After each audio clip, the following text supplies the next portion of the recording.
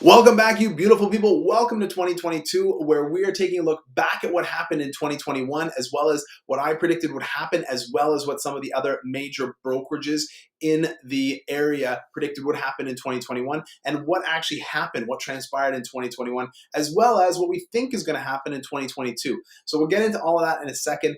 As always, if you haven't liked or subscribed to this YouTube page, feel free to do it. The link for our website is in the description below. If you want to go back and look at some of the other predictions going all the way back to 2017, those will be down below as well. And always, of course, I'm a realtor, so if you'd like to book a private consultation to talk about buying or selling or investing in real estate, click on the Calendly link below and book your own private consultation around your own time. Feel free to share this with any friends who are thinking about moving or want to talk about real estate in Ottawa.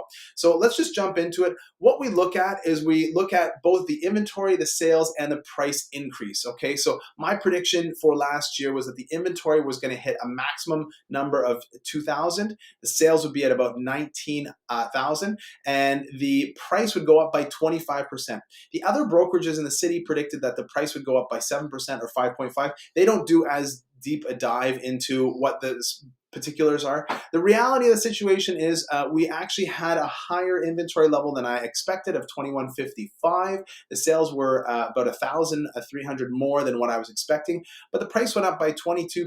It was a lot closer to the number that I predicted than what some of the other people were thinking. Now, if we get into breaking it down, residential versus condo, this starts to tell a different story. Okay, now of course the inventory at 1,500 max, the sales at 14.5, and the price by 30%. I was a little bit wrong about the pricing going up on the residential properties. I thought that it would have to do with the bigger homes being sold, and indeed that was the case, but we didn't hit the same number that I thought that we might. The reality was the inventory, you can see there, 1,607. The sales were higher at 15,318. I thought a lot more sales would happen off market simply because of the uncertainty of the market and the potential for selling a property using what we call exclusive listings because of people not wanting other folks to come into their home during COVID. On the condo side, the prediction here was 500 max condos available, sales at 4,500, and the price going up by 10%. I was offset by the price going up by 16.1%. So I didn't expect it to jump that high on the condo side. The sales, you can see they're pretty close to the same. We should hit over that 5,000 mark in 2022, but we'll get into that in a moment. The inventory, again, pretty close to what we said. So again, not a lot of inventory. Similar types of predictions as we move forward into 2022. Of course, we can't talk about 2022 without talking about a few things. First of all, interest rates, and just let me put it out there.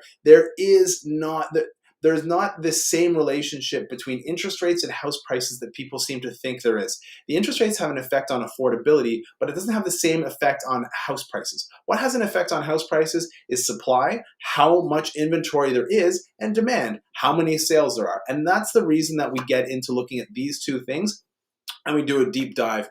We'll look at separation between the residential side and the condo side, and the reason for that is to paint a bigger picture about what's going to happen on the combined side. So in 2022, the brokerages are calling for either a 5% or a 9% growth, the inventory at 2,000 max, and the sales my prediction is that the price will go up actually by 14%.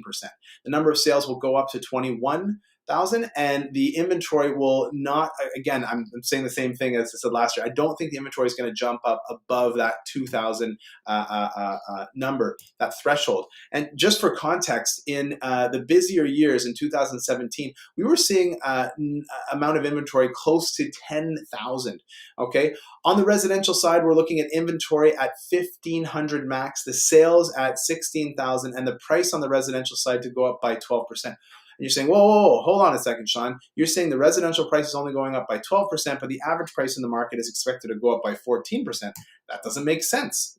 Now, residential accounts for about 75% of our market. The condo world accounts for about 25% of our market. But I do believe that the prices on condos are going to go up more this year. And the reason I think that is because the condos are appealing to the entry level price point, where you used to be able to get a townhouse in Ottawa, in one of the suburbs for $350 or $400,000. Now they're getting close to 650, 750, in some cases 8 and 9. It won't be long before we sell, and we might have already, $1 million townhouse in Ottawa. Okay, let that one land. That is a lot of townhouse, or at least a lot of money for a townhouse. But that's what Toronto has. And this is where we're going. And if you look at what happened, you can see that 5 years ago, Toronto was selling average price point of townhouses about 700. Well, that's where we are now. Okay, so we're I guess 5 years or so, 5 to 10 years behind where Toronto is, and it gives us a really good indication of where we're going to go. Okay, so inventory on the condo side, again, I don't see it hitting over 500. The sales about 5,000, very similar. We'll likely crack that mark, and the price point to go up by 18%. So there's some other things that are going on in the world right now in terms of the interest rates and people talking about the interest rates changing. Different international uncertainties that are going on. All of those things will have a micro effect, but again, the most important thing is supply and demand. Okay, that is the last piece of the puzzle which drives values for properties in Ottawa.